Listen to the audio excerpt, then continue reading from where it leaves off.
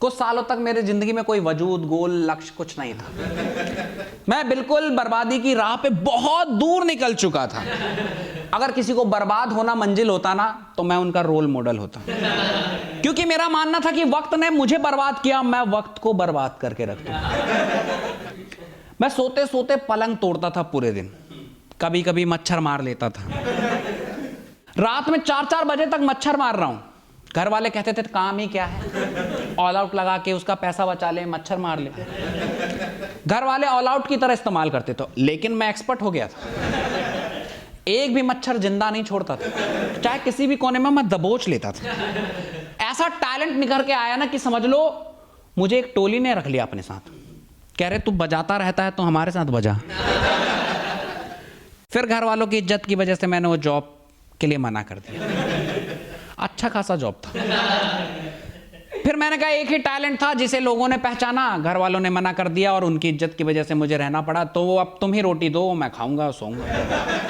मैं अच्छा खासा जिंदगी बिता रहा था। एक दिन घर वाले गुस्से में आए और उनको पता था कि पत्थर पे सर मारने से कुछ नहीं होने का, लेकिन फिर भी कोशिश की आखिरी बार। उन्होंने कहा कि तुझे पता है सचिन तेंदुलकर 16 साल की उम्र में इंटरनेशनल क्रिकेट खेल गया था। मैंने कहा मुझे आपने बैट ही नहीं दिलाया। कहते हैं लॉजिक समझ, मैं तुझे मोटिवेट कर रहा हूं बेटा, कुछ करना पड़ता है जीवन में, आगे बढ़ो, कुछ सीखो, करो। मैंने कहा आपने सपोर्ट नहीं किया। फिर वो इमोशनल हो गया और दिल से चाहते थे कि मैं जिंदगी में कुछ कर लूं। कहने लगे कि ठीक है तू जो कहता है हम वो करेंगे तेरे लिए, जा राहुल जा, जी ले अपनी जिंदगी। तू उड़ना चाहता है उड़ जा, तू भागना चाहता है भाग जा, तू गिरना चाहता है गिर जा, बस रुकना मत। मेरी गांड फट गई, क्योंकि मेरा सपना यही था कि कल तक मैं अगर कामयाब नहीं हुआ तो अपने बच्चों को बताऊंगा कि मेरे माँ बाप, मेरे पेरेंट्स, मेरे घर वालों ने मुझे सपोर्ट नहीं किया। ये मेरा वो रीजन भी छीन रहे हैं। क्योंकि मैंने दिल से तो मान लिया था ना कि जब तक मिल रहा है खाने को क्यों जाए कमाने को यार। माँ बाप भी तो है यार, माँ बाप की बातों का क्या बुरा मानना। हमेशा बोलते थे कि जिंदा लाश है, ये है, वो है, नाग है, हमें डस लेगा। मैंने कहा ठीक है यार, अब इनकी बातों का बुरा मान के कमाने निकल जाओ, अपनी जिंदगी के लौड़े लगा दो। मिलेगा क्या मुझे, क्या मिलेगा भाई। कितने मुश्किल से बहनचोद पैसे कमाते हैं पता है ना आपको। साला वहां बॉस की गाली सुनो, अनजान बंदा आपको गाली दे रहा है, उससे अच्छा माँ बाप की सुन लो। क्या हो गया। अपने पैसे और दूसरे के पैसे कुछ नहीं होता भाई, पैसा एक ही होता है। गांधी छपे होते हैं, बिल्कुल गांधी जी। कुछ नहीं होता, बल्कि दूसरे को पैसा उड़ाने में और मजा आता है। हाँ मैंने 1 महीने जॉब की थी बहनचोद, गांड फट गई, पैसा खर्च ही नहीं कर रहा मैं वो पैसा निकाल ही नहीं रहा। मैंने कहा रख दो, इस मुश्किल से पैसा मिलता। मैंने डिसाइड कर लिया था कि मुझे कमाना ही नहीं। पर मुझे ये चेंज देख के ना घर वालों का बहुत बुरा लगा, क्योंकि मुझे वही पसंद था जो वो गाली देते थे। ये क्या मोटिवेट करके चले गए।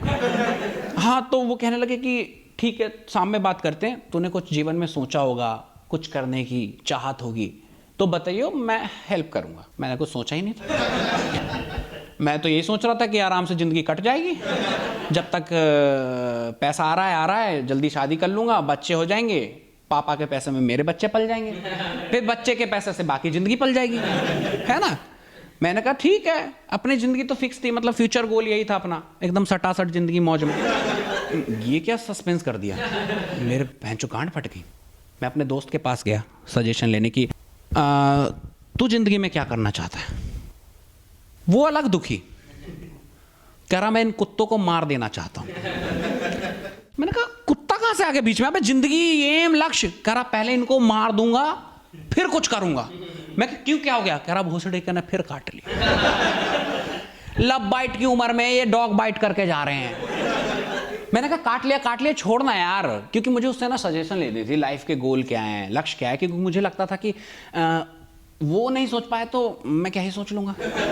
हाँ उसके पास फिर भी थोड़े से मतलब जो भी है ब्रेन था, तो मैंने उसी की उम्मीद में था। तो कहता है मुझे तो टेंशन हो रही है। कहता जहां से काटा है ना वहां पे अलग ही इन्फेक्शन जैसा हो गया है, वो कुत्ते के बाइट से ही आगे नहीं निकल रहा है। मैंने कहा तेरी इस प्रॉब्लम को सॉल्व करता हूं, फिर मैं जीवन में आगे देखता हूं कि करना क्या है, लक्ष्य वगैरह बाद में मिलकर डिसाइड। मैंने कहा अब तू चाहता क्या है। कहता कुत्ता काटने से हर साल 20,000 लोग मर जाते हैं, मुझे तो अपनी जान की बहुत चिंता हो रही है। तो मैंने कहा क्यों। कहता उसने मुझे काटा है ना, अगर उसे किसी ने मार दिया तो मैं मर जाऊंगा। डॉक्टर ने कहा है कुत्ते की देखरेख कर। मैं तो कहता मेरा साथ देगा ना तू। बहन जो जीवन का लक्ष्य पता करने गया था कि जिंदगी में करना क्या है, ये मुझे कह रहा है ये जंगली कुत्ते को बस दिन रात सेवा करो। उसके लिए टाइम से चिकन लेके आ रहे हैं, दूध ब्रेड खिला रहे हैं, हाँ बच्चे से ज्यादा प्यार कर रहे हैं, खुद भूखे हैं उसके मुंह में निवाला डाल रहे हैं कि मर ना जाए बहन। जितना खिलाया ना उसे ओवर ईटिंग से मर जाता वो। दिन रात खिला रहे भाई, उसका घर वर तैयार कर दिया हमने। और तब समझ में आया कि ये कुत्ते ना जानबूझ के काटते हैं। इनको पता होता है कि सालों को काटूंगा ना और इज्जत देंगे, मार तो सकते ही नहीं है। तो जिस समय में अपने करियर की चिंता करनी थी, उस कुत्ते की चिंता कर रहे हैं। फिर मुझे रियलाइज है कि मैं क्यों चिंता कर रहा हूं यार, मैं बड़ा चूतिया हूं, मैं नहीं सोच सकता क्या अपनी जिंदगी के बारे में। मैंने कहा तू इसी में फंसा रहा है, मैं अपनी जिंदगी खुद देख लूंगा। मैं सामने आया, मैंने घर वालों को बताया कि पापा कोई लोड नहीं है, पहले 2-3 साल मैं जॉब करूंगा, अपने दम पे पैसा बनाऊंगा और फिर मैं कुछ बिजनेस करूंगा। खुश हो गए, कह रहे प्राउड ऑफ यू। फिर अगले दिन मैं बढ़िया से फॉर्मल वॉर्मल कपड़े पहन के, ऑफिशियल शूज वगैरह, एकदम अलग ही रूप। ये रूप मैंने खुद को भी नहीं देखा था, मैंने आईने में देखा, मैंने दो गाली दी अपने आप। हाँ मैंने इतना चूतिया। हाँ मैं बाहर निकला, बाहर भाई लोग तो छोड़ो जानवर भौंकने लगे। मैं अपने दोस्त से मैंने कहा उससे मिल के जाता हूँ यार, हर चीज शेयर करता हूँ, बेस्ट फ्रेंड है मेरा। मैं उसके पास गया, वो कुत्ते का ख्याल रख रहा था, वो बौखला गया, कह रहा वो दूर हो जा बहन चो, इसके हार्ट वार्ट फेल ना हो जाए इस हालत में देख के तुझे।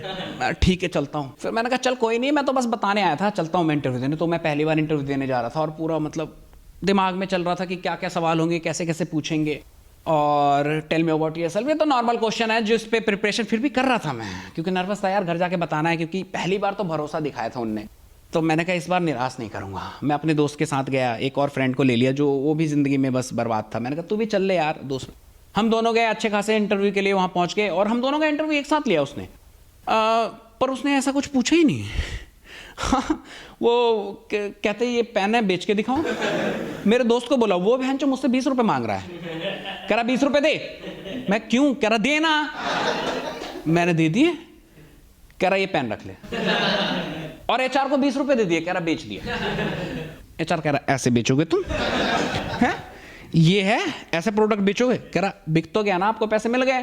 कहता ओके कोई बात नहीं, आप लोग जाओ, I will call you later. तो अभी हम डिमांड रख रहे हैं, कह रहे हैं फोन नंबर स्विच ऑफ आया ना तो मैसेज छोड़ दे। क्या होता है ना, कभी फोन में थोड़ा प्रॉब्लम चल रहा है, बैटरी वैटरी डाउन हो जाती है। ऐसे हम लोग वो जींस वगैरह में तो आ सकते हैं ना, क्योंकि थोड़ा अनकंफर्टेबल लग रहा है, और एक स्लीपर है थोड़ा सही सा, तो उसमें भी आ सकते हैं ना, ऑफिस कोई प्रॉब्लम तो नहीं है। वो सब में कह रहे हैं हाँ हाँ हाँ कोई बात नहीं, हम खुश है कि हमारी नौकरी लग गई, चलिए।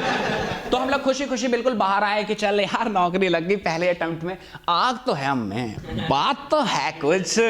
हम सुट्टा उट्टा मारने के लिए गए, वहां पे पहले से जो काम कर रहा था ना वो बंदा कहता कि कैसा गया आप लोगों का इंटरव्यू? हमने कहा बेहतरीन। कहते कितना पैकेज ऑफर किया? मैंने ये क्या होता है? हमने दोनों एक दूसरे का चेहरा देखते ये तो कुछ हुआ ही नहीं। कहते क्या बोला उन्होंने? कहते कहा कि I will call you later. तो हंसने लगा, कह रहा आपको नहीं पता? मैंने कहा क्या?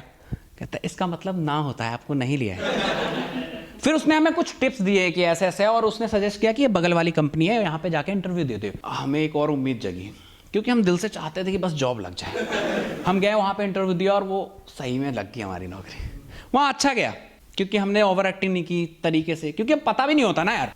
वहाँ जॉब लग गई हमारी और कल से ज्वाइनिंग थी। हमने कहा जितनी जल्दी ज्वाइनिंग करवा दो यार, हम तो विल्ले हैं। ज्वाइनिंग थी और उस खुशी में हम आके रात में पार्टी वार्टी करने लगे। घर वालों ने भी लाइव कर दिया कि नौकरी लग गई, वेरी गुड यार, उन्हें भी प्राउड फील हुआ। हमने इतनी पार्टी की, पूरी रात पीते रह गए, सुबह आँख ही नहीं खुली। ऑफिस में रिपोर्ट करना था, यहाँ भंड है। शाम में उठ रहे हैं, 10 बजे ऑफिस जाना था, शाम के 5 बजे उठ रहे हैं, वो भी सरदर्द के साथ। एक दूसरे का चेहरा देख रहे हैं और फिर एक दूसरे को गाली दिया कि भोसड़ी का जिस खुशी में पार्टी की थी वही खत्म हो गए। हम सच में चूतिए ही हैं, हमारा कुछ नहीं होने वाला। Thank you so much guys.